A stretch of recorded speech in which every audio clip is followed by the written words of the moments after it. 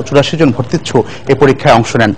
স্বাস্থ্য অধিদপ্তরের পক্ষ থেকে জানানো হয়, দেশে বর্তমানে 29টি সরকারি মেডিকেল কলেজে এমবিবিএস কোর্সে 3162টি এবং 9টি সরকারি ডেন্টাল কলেজ ও সরকারি মেডিকেল কলেজের ডেন্টাল ইউনিট মিলিয়ে বিডিএস কোর্সে 532টি আসন রয়েছে।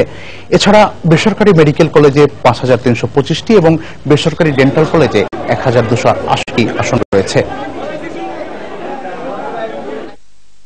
সরকারি মেডিকেল কলেজ আসন এমবিবিএস এর আছে 3162, সরকারি ডেন্টাল কলেজ ইউনিটের আসন রয়েছে 532, সর্বমোট 3694টি আসন।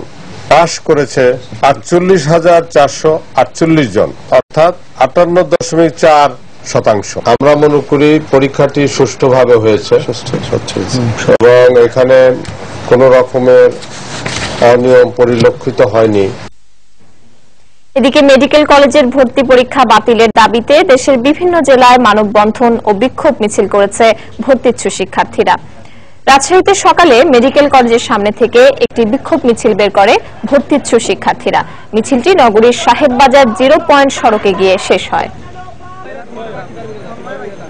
সকালে সিলেট কেন্দ্রীয় শহীদ মিনারের সামনে মানববন্ধন করেন শিক্ষার্থীরা। এ সময় তারা প্রশ্নপত্র ফাঁস হওয়ায় অবিলম্বে এই পরীক্ষা বাতিলের দাবি জানান।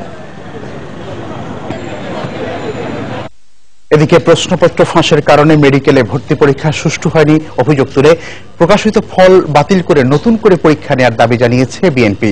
দুপুরে নয়াপল্টনে কেন্দ্রীয় কার্যালয়ের সংবাদ সম্মেলনে বিএনপির মুখপাত্র আন্তর্জাতিক বিষয়ক সম্পাদক আসাদুজ্জামান রিপন দলের পক্ষে এই দাবি জানান। সরকার ভর্তি পরীক্ষার ফলাফল ঘোষণা করেছেন বটে, কিন্তু এটা জাল পরীক্ষা ছিল।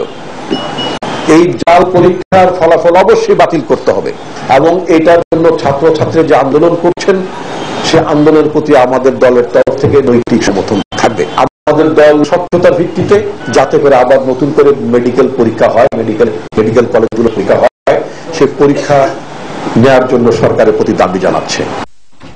দেখছেন রাত 11টার সময়। সঙ্গেই থাকুন।